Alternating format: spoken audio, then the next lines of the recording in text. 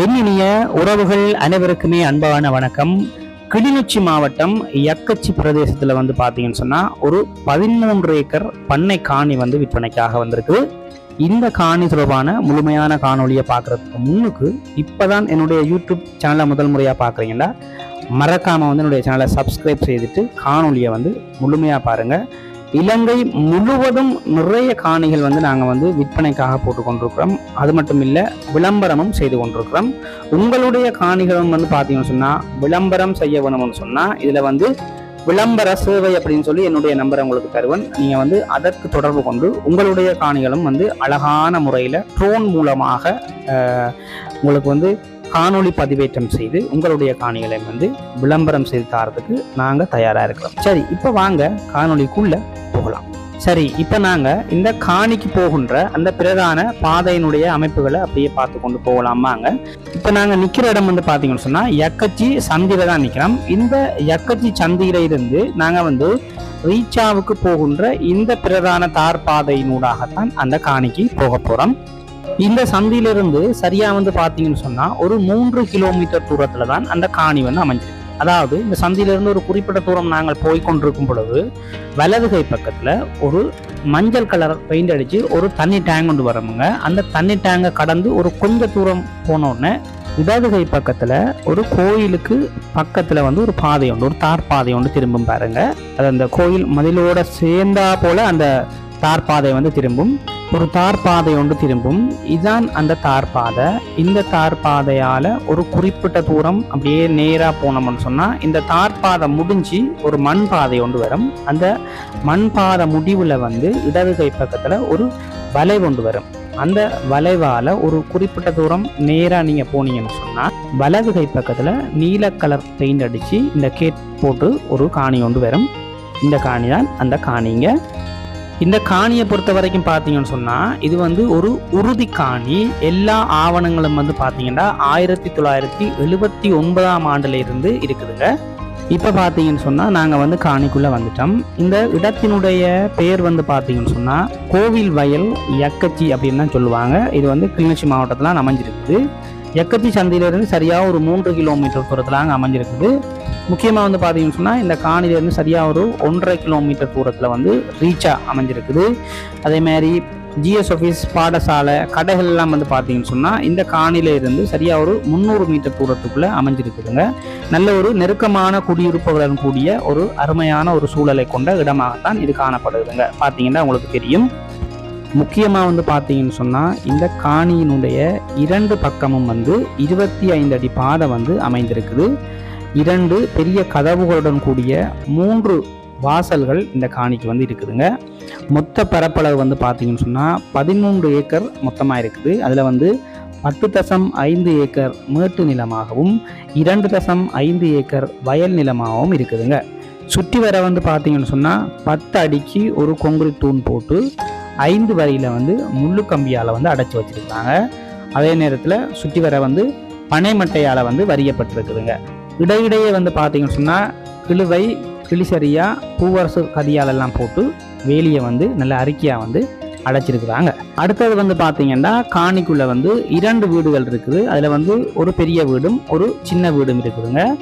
அதில் பெரிய வீடு கட்டி இப்போ தான் 3 வருடங்கள் ஆகுது. சின்ன வீடை பொறுத்த வரைக்கும் இப்போ தான் கட்டி 6 மாதங்கள் ஆகுது. அதில் பெரிய வீட்டில் 4 அறைகள் இருக்குது, ஒரு ஹோல் இருக்குது, ஒரு சமையலறை இருக்குது, ஒரு வெளி விராந்தை இருக்குது. அதே மாதிரி பார்த்தீங்கன்னு சொன்னால் வெளி கழிப்பறையும் ஒன்று இருக்குதுங்க. உள் கழிப்பறை ஒரு கழிப்பறை இருக்குது. வீட்டை சுற்றி தனியாக மட்டை வேலி வரியப்பட்டிருக்குது. அதாவது இந்த வீட்டை சுற்றி வீட்டுக்கு மட்டும் அறிக்கையாக வேலி மட்டையால் வரியப்பட்டிருக்குதுங்க.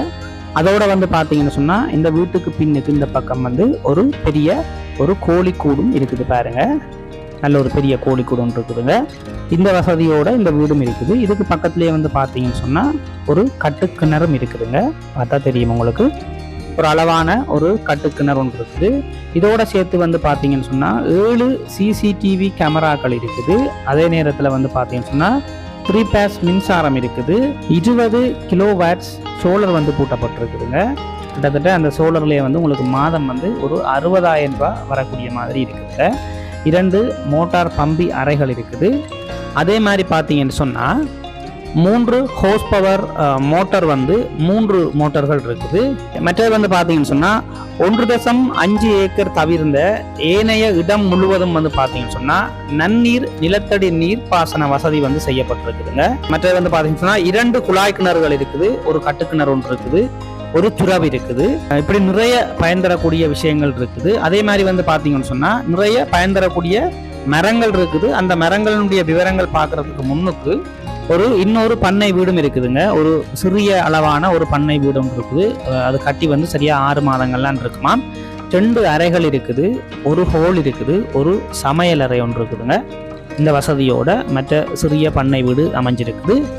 காணியின் ஒரு பகுதியில் வருடத்தில் 6 மாதங்களுக்கு மேல் தண்ணீர் பாயும் நீரோடை உண்டுங்க. அதே மாதிரி பார்த்தீங்கன்னு சொன்னால் ஒரு மாட்டு கொட்டகை ஒன்று இருக்குதுங்க. அதாவது வந்து 20க்கு 16 அடியில் ஒரு மாட்டு கொட்டகை இருக்குது. அதோட சேர்த்து வந்து பார்த்தீங்கன்னு சொன்னால் ஒரு மாடு வந்து கன்றுடன் இருக்குதுங்க. சரி, இப்போ நாங்கள் அடுத்த பகுதிக்கு வந்துட்டோம். அடுத்த பகுதியில் இருக்கக்கூடிய பயன் தரக்கூடிய மரங்களை வந்து பார்த்துடலாமுங்க. இதில் வந்து மாதுளை மரங்கள் வந்து ரெட் ஏஞ்சல் மாதுளை மரங்கள் இருக்குது. 2 ஏக்கர் பரப்பளவுல தூவல் நீர்ப்பாசனம் 800க்கும் மேற்பட்ட மரங்கள் வந்து 1.5 வருட கண்டுகளாக இதில் வந்து இருக்குதுங்க. பார்த்தீங்கன்னா தெரியும், தூவல் நீர்ப்பாசன வசதி வந்து செய்யப்பட்டிருக்குது. 1.5 வருட கண்டுகள், கிட்டத்தட்ட 800க்கும் மேற்பட்ட மாதுளை கண்டுகள் வந்து இதில் இருக்குது. அதே மாதிரி பார்த்தீங்கன்னு சொன்னால் காணிக்குள்ள ஒரு சிறிய கோயில் ஒன்று இருக்குது, நாச்சிமார் கோயில் உண்டு, பொங்கல்ல தெரியுது பாருங்க. அடுத்தது வந்து நாங்கள் வந்து மாமரங்கள் வந்து பார்க்க போகிறோம். இதில் வந்து பார்த்தீங்கன்னு சொன்னால் 2 ஏக்கரில் வந்து தொம் தேசி மாமரங்கள் வந்து வைக்கப்பட்டிருக்குது. அதே நேரத்தில் தூவல் நீர்ப்பாசனமும் வந்து செய்யப்பட்டிருக்குது. அதாவது 900க்கும் மேற்பட்ட மாமர கன்றுகள் வந்து இதில் இருக்குதுங்க. அதாவது வந்து காய்க்கக்கூடிய அந்த பருவத்துக்கு வந்துட்டு கிட்டத்தட்ட 2 வருடமும் 3 மாத காலமும் ஆகிவிட்டது. அடுத்தடுத்த கட்டங்கள் காய்க்கிற பருவங்களுக்கு வந்துட்டு முக்கியமாக வந்து பார்த்தீங்கன்னு சொன்னால் எஸ்பாலியர் சிஸ்டம் வந்து செய்யப்பட்டிருக்கு. அதாவது எஸ்பாலியர் சிஸ்டம்னு சொன்னால் கம்பிகள் மூலமாக கம்பியில் வந்து வச்சு வளர்க்குறது, தட்டையாக வந்து அந்த கம்பிகள் ஊடாக அது வளர்ந்து நல்ல கிளைகள் எல்லாம் நல்ல பரவலாக விரிவாக விட்டு வளரக்கூடிய மாதிரி அதை எஸ்பாலியர் சிஸ்டம்னு சொல்லுவாங்க. அப்படி வளர்க்கப்பட்டிருக்குது. காலப்போக்கில் அந்த கம்பிகள் வந்து அது அப்படியே ஊற்றி போயிடும். அல்லது வந்து அந்த கம்பியை நீங்கள் கலட்டி விட்டீங்கன்னு சொன்னால் இந்த கிளைகள் வந்து பெருசாக விட்டு அந்த கம்பிகளின் ஊடாக அந்த வளர்ந்து போகின்ற அந்த சிஸ்டத்தை தான் அதை சொல்கிறது. பார்த்தீங்கன்னா தெரியும், மிக அழகான முறையில் நேர்த்தியான முறையில் வச்சிருக்கிறாங்க. உண்மையாலுமே எல்லா மாமரங்களுமே வந்து காய்க்கிற பருவத்துக்கு வந்துடுங்க. கிட்டத்தட்ட 900க்கும் மேற்பட்ட மாமரங்கள் இதில் வந்து தொம் தேசி மாமரங்கள் நிற்கிதுங்க. அடுத்ததாக வந்து நாங்கள் வந்து தென்னை மரத்தினுடைய அந்த விவரத்தை பார்க்கலாம். இதில் வந்து 6 ஏக்கர் பரப்பளவில் வந்து தென்னை மரம் வந்து செய்யப்பட்டிருக்குது. இதில் வந்து மொத்த தென்னைகள் வந்து பார்த்தீங்கன்னு சொன்னால் 350க்கும் மேற்பட்ட தென்னை வந்து நிற்கிதுங்க. 3.5 வருட கன்றுகளாக நிற்கிது.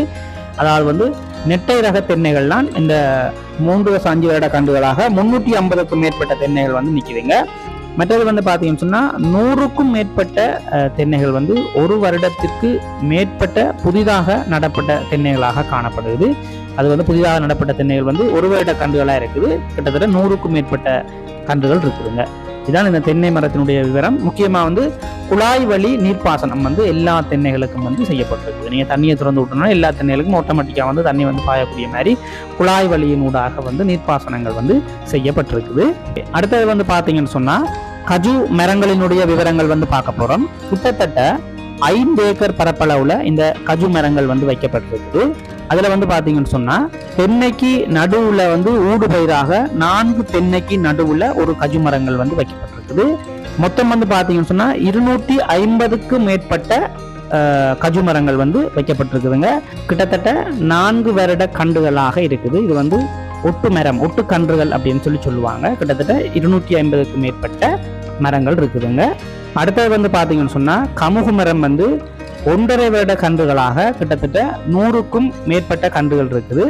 இதுக்கும் வந்து பார்த்தீங்கன்னு சொன்னால் தூவல் நீர்ப்பாசனம் வந்து மிக நேர்த்தியான முறையில் வந்து செய்யப்பட்டிருக்குதுங்க.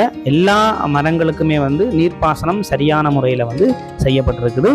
அடுத்தது வந்து பார்த்தீங்கன்னு சொன்னால் வாழை மரங்கள் வந்து ஒரு 250 வாழை மரங்கள் நிற்குது. கருவா வந்து 100க்கும் மேற்பட்ட கருவா மரம் நிற்குது. எல்லாம் வந்து 1 வருட கன்றுகளாக இருக்குது. அதே மாதிரி மவுக்கனி வந்து 50க்கும் மேற்பட்ட மவுக்கனி நிற்குது. 2 வருட கன்றுகளாக இருக்குது. முக்கியமாக வந்து பார்த்தீங்கன்னு சொன்னால் ஒரு 1.5 ஏக்கர் காணி வந்து நெற்பயிர் செய்கைக்காகவும் பிற்காலத்தில் வந்து பண்ணை குட்டை அமைக்கவும் ஒதுக்கி வைக்கப்பட்டிருக்குது. அதோட வந்து பார்த்தீங்கன்னு சொன்னால் காய்க்கக்கூடிய தேசி மரம் வந்து ஒரு தேசி மரம் நிற்கிது. அதை விட வந்து பார்த்தீங்கன்னு சொன்னால் ஒரு வருட கன்றுகளாக நிறைய தேசி மரங்களும் நிற்கிது.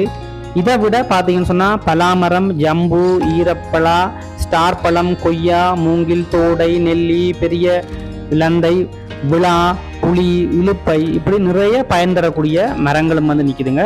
6 மாத தொடக்கம் ஒரு வருட கன்றுகளாக இந்த மரங்கள் எல்லாம் நிற்குது. கிட்டத்தட்ட 100க்கும் மேற்பட்ட பயன் தரக்கூடிய மரங்கள் காணிக்குள்ள இருக்குதுங்க.